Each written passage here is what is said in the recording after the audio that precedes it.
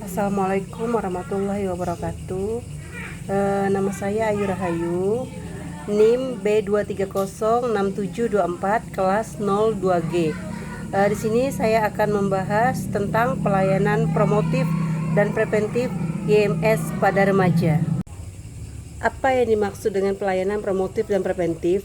Pelayanan kesehatan promotif adalah suatu kegiatan dan atau serangkaian kegiatan pelayanan kesehatan yang lebih mengutamakan kegiatan yang bersifat promotif kesehatan.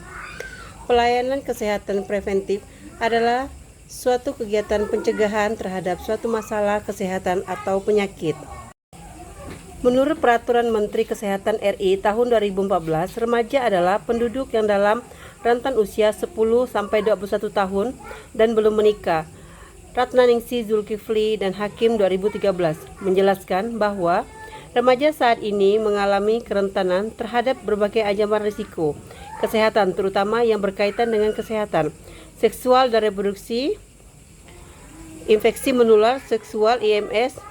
Menurut Irianto 2014, adalah suatu penyakit atau gangguan yang ditularkan dari satu orang ke orang lain melalui kontak hubungan seksual. Vera 2014 menjelaskan bahwa remaja putri tampak lebih mudah terinfeksi penyakit menular seksual dibandingkan wanita dewasa karena secara biologis sel-sel organ reproduksi belum matang. Aprilia Ningrum 2006 menjelaskan bahwa infeksi menular seksual selain ditularkan melalui hubungan seksual, juga dapat ditularkan melalui kontak langsung dengan kulit, handuk, alat, serta kurangnya kebersihan organ reproduksi. Di antara semua jenis personal hygiene, organ reproduksi wanita harus dijaga kebersihan. Jika tidak, hal ini akan menyebabkan permasalahan pada organ reproduksi. Berdasarkan data dari Dinas Kesehatan Kota Gorontalo tahun 2015 didapatkan bahwa kasus IMS yang ditemukan sebanyak 2.993 kasus, 57,80% terjadi pada perempuan usia 14-19 tahun. Sementara itu, berdasarkan hasil penelitian awal yang dilakukan oleh Monaya 2015 di Puskesmas Limba B, Kota Gorontalo didapatkan bahwa kejadian IMS pada mahasiswa adalah 26,8% dan tertinggi kedua setelah ibu rumah tangga.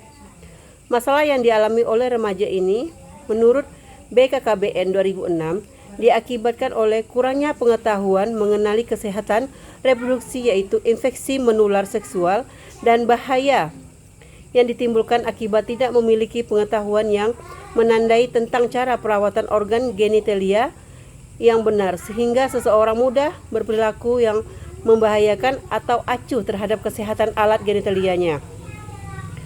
Menurut Septiana 2014, program kesehatan seharusnya lebih ditujukan pada perubahan perilaku, promotif, dan preventif.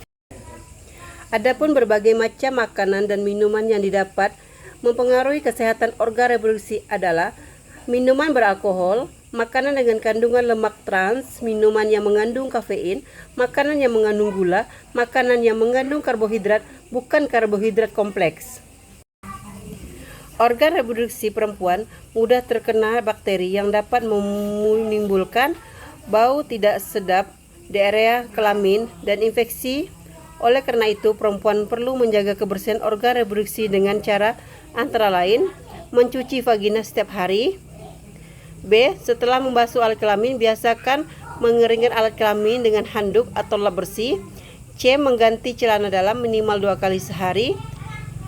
D. Hindari bertukar pakai dalam dan handuk karena ini dapat berpotensi menular penyakit.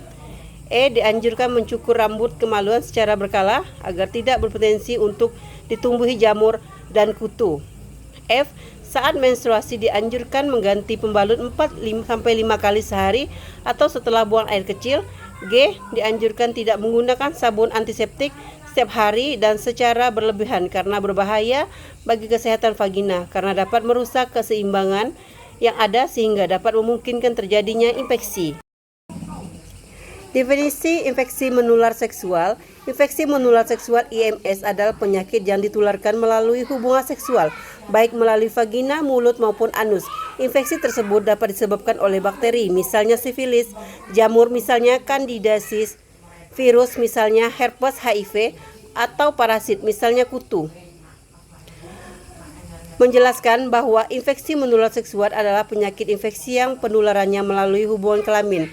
Tempat terjangkit penyakit tersebut tidak semata-mata alat kelamin saja, tetapi dapat terjadi di berbagai tempat di luar alat kelamin. Selain itu, Alberi dan Manufo 2007 menjelaskan bahwa infeksi menular seksual juga dapat ditularkan dari ibu ke anak, contohnya saat lahir atau lewat ASI, atau lewat penggunaan bersama jarum suntik di antara pernah makan narkoba.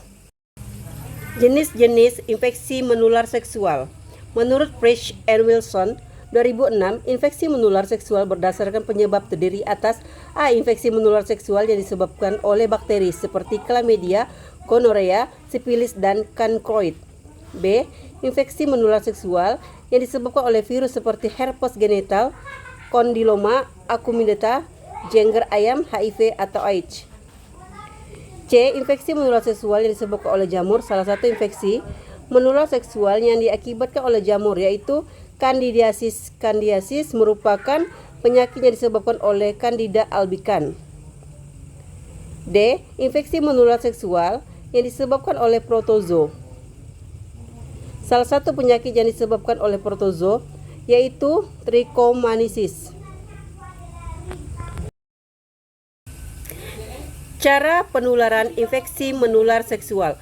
Menurut Nina Siti Mulyani dan Nuryani 2013, infeksi menular seksual dapat tertular melalui berbagai perantara, antara lain darah, ibu hamil kepada bayinya, tato dan tindik, sentuhan, cara membersihkan organ genitalia. Tanda dan gejala infeksi menular seksual. Gejala-gejala simptomatik penyakit menular seksual yang mungkin muncul antara lain sebagai berikut. Suharjo 2008. A. Keluar cairan keputihan yang tidak normal dari vagina atau penis. B. Pada pria, rasa panas seperti terbakar atau sakit selama atau setelah kencing, biasanya disebabkan oleh penyakit menular seksual. C. Luka terbuka atau luka besar di sekitar alat kelamin atau mulut. Luka tersebut dapat merasa sakit atau tidak.